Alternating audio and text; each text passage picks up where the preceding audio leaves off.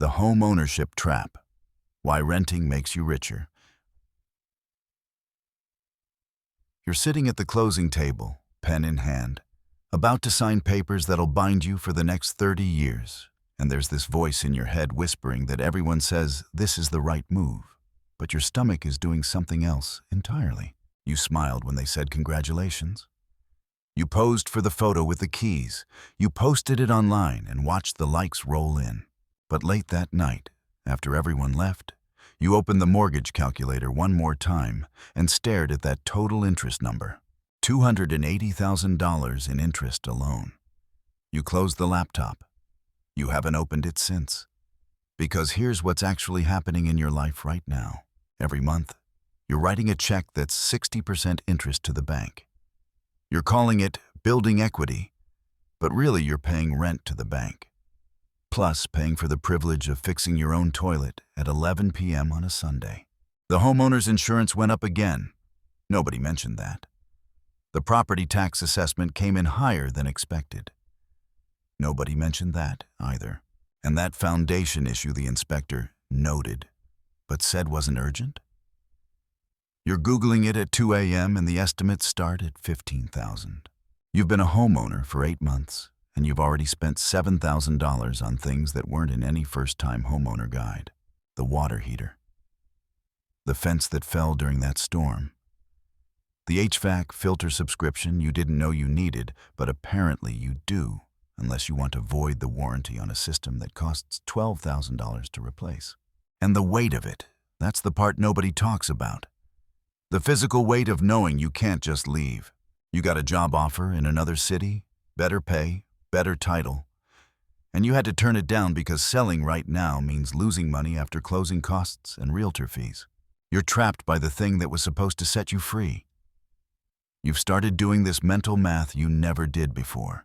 Every time something breaks, every time the HOA sends another special assessment letter, every time you drive past your old apartment complex and see that it's $400 less per month than your mortgage payment, and you think about your old neighbor there, the one you felt a little superior to because you were building wealth, and he was throwing money away on rent. He just spent 3 weeks in Portugal. You spent 3 weeks getting quotes on gutter replacement. 3 years of telling yourself this is an investment. 3 years of watching your friends who rent take risks you can't take anymore. Starting businesses, switching careers, moving for opportunities, living lighter. And you're trying to figure out how to afford a vacation because you already blew your savings on a down payment and closing costs and furniture to fill all this space you convinced yourself you needed. The thing is, you're not bad with money.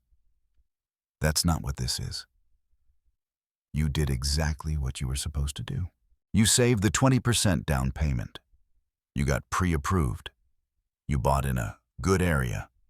You checked every box on the checklist that society handed you. But nobody told you the checklist was written by people who profit when you buy. The real estate agent who made $18,000 on your transaction. The bank that's collecting interest for 3 decades. The previous owner who sold at the peak. The home improvement stores that know you're about to spend 1–2% of your home's value every year, just keeping it from falling apart. Nobody on that checklist was working for you. You were too busy being proud of hitting the milestone to see that you just signed up for a second full-time job. Homeowner. Except this job cost you money instead of paying you. And the job requirements keep expanding. Landscaping, pest control, HVAC maintenance, roof inspections, plumbing, electrical. You've become a property manager, except you don't get paid. You pay. And here's the part that keeps you up at night, though you haven't said it out loud to anyone. You look at your mortgage statement and realize that if you stay the course, pay every payment on time for 30 years, you'll have paid almost double what the house was worth. The $400,000 house costs $680,000 when you add it all up. And that's before maintenance, before renovations. Before property taxes compounding at 3% annually for 3 decades. You're starting to understand what your parents didn't tell you. That their house that made them so much money They bought it for $80,000 in 1987. They're selling it now for $450,000 and acting like they won the lottery. But you did the math they never did. $80,000 in 1987 is worth $210,000 today just from inflation. They paid roughly $140,000 in interest over the life of the loan. They put in another $90,000 for the kitchen renovation, the bathroom updates, the roof, the siding. Their actual return was less than if they'd rented and put the difference in an index fund, but they don't know that. And they're giving you advice based on a story they never fact-checked. The game changed and nobody sent a memo. Real estate used to appreciate faster than maintenance costs. Used to be that property taxes stayed reasonable. Used to be that you could buy a house for 2 to 3 times your annual income. Now it's 6, 8 times. The math that worked for them breaks when you run your numbers. But the advice stayed the same. Buy as much house as you can afford. Real estate always goes up. Renting is throwing money away. You're not throwing money away when you rent. You're paying for flexibility, for liquidity, for the ability to move toward opportunity instead of being anchored to one spot by the biggest financial commitment of your life. But nobody frames it that way because there's no commission in it. But here's what nobody tells you about money. And this is where everything shifts. Wealth isn't about what you own. It's about what owns you. And right now, that house owns you. It owns your weekends. It owns your savings. It owns your ability to take risks. It owns your freedom to move. You don't own it. The bank owns most of it, and the maintenance costs own the rest. You're just the person who pays all the bills and gets to call it yours. The wealthy don't think about assets the way you were taught. They don't ask, what can I own? They ask, what increases my options? And options are the real wealth. The option to move. The option to invest in yourself. The option to take 6 months and learn a new skill. The option to start a business without worrying about making the mortgage. The option to work less because your fixed costs are low. The option to retire early because you didn't lock up all your capital in one illiquid asset that costs money to maintain. There's a reason most millionaires don't have most of their wealth in their primary residence. It's not because they can't afford to.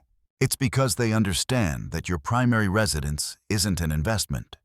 It's a lifestyle choice masquerading as wealth building. The house you live in doesn't pay you dividends. It doesn't generate cash flow. It costs you money every single month in maintenance, taxes, insurance, and opportunity cost. And this is where it gets interesting. The people who actually built wealth through real estate, they weren't living in the properties. They were renting cheap, keeping their living costs low, and buying properties that cash flowed from day one. Properties where tenants paid the mortgage, paid the maintenance, paid the taxes, and left profit on top. That's investing. What you did was buy an expensive liability and let culture convince you it's an asset. Think about what you could have done with that down payment. Let's say it was $80,000. That money, invested in index funds returning a conservative 8% annually, becomes $180,000 in 10 years without you touching it. Your equity in your house after 10 years of payments may be $110,000 if you're lucky and the market holds. And that's before you factor in the $40,000 you spent on maintenance. The real number? You're maybe even. But here's the darker part underneath this. It's not just about the money. It's about who you became when you bought. You became more risk-averse. You started thinking smaller. You stopped dreaming about what you could build and started worrying about what you could lose. You turned down the career pivot because you needed stable income for the mortgage. You didn't start the business because you needed to keep the savings intact for emergencies. The house didn't just take your money, it took your edge. Every person you envy who's doing something interesting with their life, look at their living situation. Chances are they're renting, or they paid cash for a small place, or they house sit, or they live in a van, or they found some other way to keep their housing costs minimal and flexible. Because they understand what you're just starting to realize. The less your life costs to maintain, the more life you can actually live. Money is a test of self-trust, not willpower. And home ownership is where most people fail that test. Because buying the house wasn't about the house. It was about proving something. Proving you made it. Proving you're responsible. Proving you're an adult. Proving you're not going to be renting forever like some failure. The house was never about housing. It was about identity. And you mortgaged your future to buy an identity that doesn't even fit who you actually are. The people who actually win with money understand this. Every dollar is a soldier, and most people send them to war without orders. You sent $80,000 into battle and told it to build equity. You sent $10,500 every month and told it to pay down the mortgage. But you never asked the bigger question. What war are you fighting? Because if the war is lifestyle inflation and keeping up with expectations, you're going to lose. Every time. The house is the general of that losing army. Wealth is built in the gap between what you could spend and what you do. And homeownership is specifically designed to close that gap. It expands to fill whatever financial space you have. You get a raise? Great. Now you can afford the kitchen renovation you've been wanting. Save some money? Perfect. The roof needs replacing. Get a bonus? The deck is rotting. Home ownership is a wealth extraction machine that you voluntarily installed in your life because everyone said it was the responsible thing to do. And your financial future is being decided by your 11 p.m. decisions. The decision to stay because moving feels too hard. The decision to renovate instead of investing. The decision to keep maintaining this identity of homeowner instead of asking if that's actually who you want to be. Every night you go to bed without questioning this, you're choosing it again. And the cost compounds. There's this couple, made $180,000 combined, owned a beautiful 4-bedroom in the suburbs. Perfect yard, great school district, updated everything. They looked wealthy. On paper, they were drowning. After mortgage, property tax, insurance, maintenance, HOA, they had $2,000 left each month for actual life. They couldn't save for retirement, couldn't invest, couldn't build a business, couldn't do anything except maintain the image of success while being completely financially fragile. They sold, moved into a rental for $800 a month. Suddenly had $4,500 monthly cash flow they didn't have before. Started investing $3,000 a month. That's $36,000 a year going into assets that actually grow instead of a house that costs money. 10 years of that, they'll have over $550,000 in investments. Their homeowner friends will have equity that's maybe worth $200,000 if they're lucky, locked in a house they can't access without selling and paying 6% to realtors. But here's what really happened. They bought their freedom back. They can move for opportunity. They can take sabbaticals. They can start businesses without the pressure of a mortgage hanging over them. They stopped being owned by their address. And the crazy part? Their friends still think they're making a mistake. Because the friends are still running on programming from 1985 when the math was different. Then there's the inheritance story. $300,000 from a grandfather who saved his whole life. Gone in 18 months. Not on cars or vacations or anything fun. On a house. Down payment, closing costs, immediate repairs.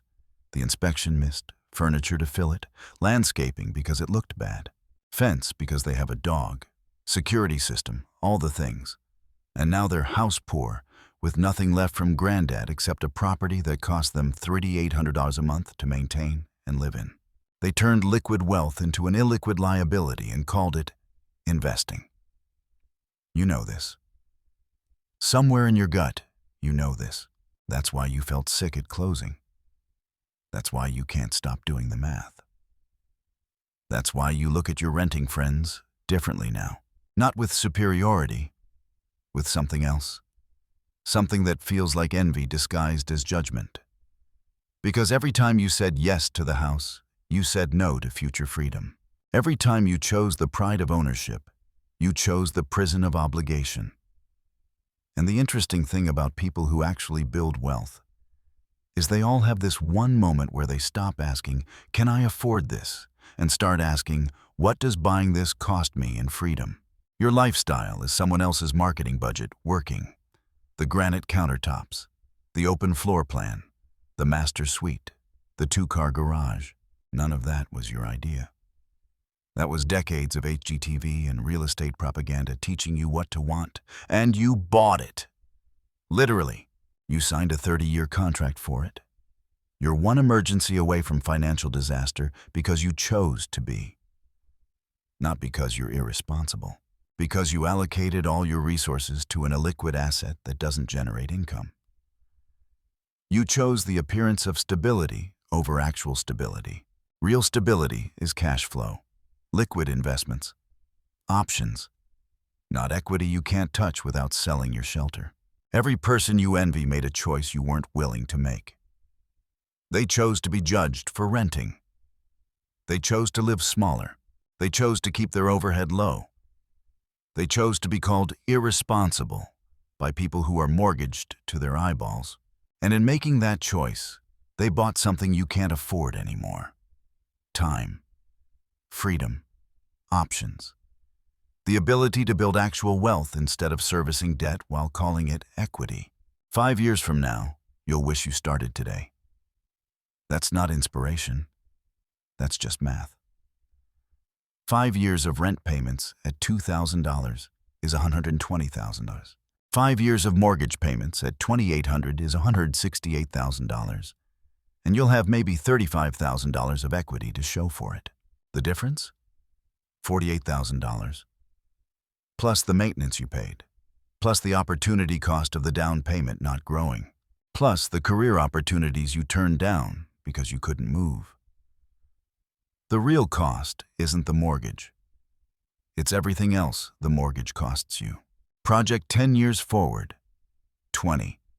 You staying in this house, paying this mortgage, maintaining this property, watching your renting friends build investment portfolios while you build equity you can't spend. Watching them retire early because their living costs are $2,000 a month and their investments cover it, while you're still working because you need to pay the mortgage and the property taxes that are now $14,000 a year because they kept compounding. Or the alternative path. You sell.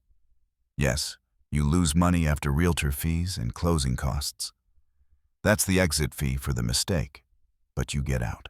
You rent something half the size for half the cost. You take the remaining equity and invest it properly. You take the difference in monthly payments and invest that too. You spend the next 10 years being financially light instead of financially anchored. You build real wealth instead of serviceable debt. It won't feel good at first. People will ask what happened.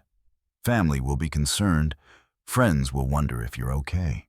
Because in their programming, selling the house means you failed. And you'll have to be comfortable with being misunderstood by people who are still playing by rules that don't work anymore. But here's the truth. Nobody wants to say. Most homeowners are financially trapped and calling it success. They can't move, can't take risks, can't build wealth because all their capital is locked in their house and all their cash flow goes to maintaining it. They're not wealthy. They're leveraged. And leverage works both ways. So what do you actually want? Not what you're supposed to want. Not what makes a good story at Thanksgiving. What do you actually want? Freedom to move? Ability to take risks? Time to build something? Cash flow to invest? Or do you want to spend the next 25 years maintaining a property that keeps you in one place, doing one thing, because you can't afford to do anything else? How much of your life are you willing to trade? Because that's the real question. Every month you stay, you're trading time for equity that might not even beat inflation. You're trading opportunity for stability that isn't actually stable. You're trading your potential for a property. What would you do if you stopped lying to yourself about money? If you stopped telling yourself the house was an investment? If you stopped defending the decision because you made it? If you just looked at the numbers without the emotion and asked, is this actually building wealth Or am I just hoping it will, because I need this to have been the right choice? The question isn't if you can change, it's if you will. Nobody's coming to fix this for you. Your move. Claude is AI and can make mistakes. Please double-check responses.